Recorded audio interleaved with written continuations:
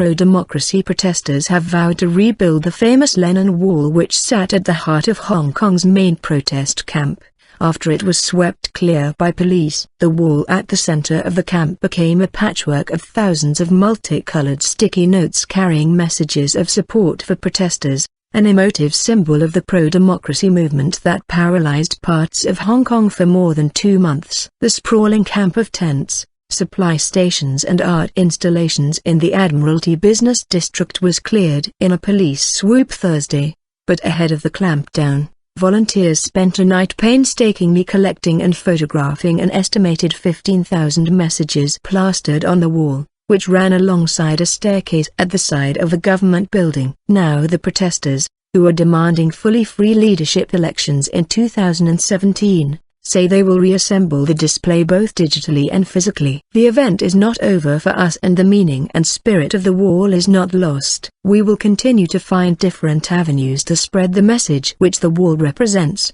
said software engineer Alan Tang, 31, who helped to dismantle the wall and is overseeing its digital rebirth. An online version of the wall will go up early next year, said Tang, and will include more than 13 gigabytes of photos of the notes. Visitors to the website will also be able to add their own electronic post-its.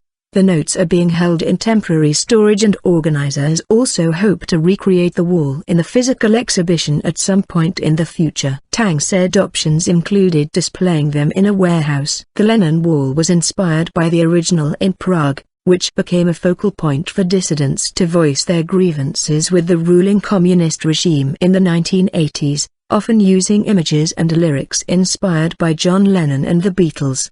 The mission to save it came as other art groups made a last-minute mercy dash to save works from the protest camp, which became a creative hub filled with sculptures, paintings, posters and banners. It was very difficult for us to start peeling the post-its off. Some of us just stood there for some time before actually starting the removal process, Tang told AFP. By Thursday morning the wall had been reduced to a slab of empty grey concrete. Instead, campaigners had spelt out the words "We are dreamers" in yellow, pink, blue and green sticky notes, a reference to lyrics from John Lennon's Imagine. Now even those have gone. Campaigners working to preserve the protest artwork say local museums have refused to take it, but a spokeswoman for Hong Kong's cultural department said it had not received any formal request about collecting or archiving the creative objects and artworks created at the Occupy Central protests.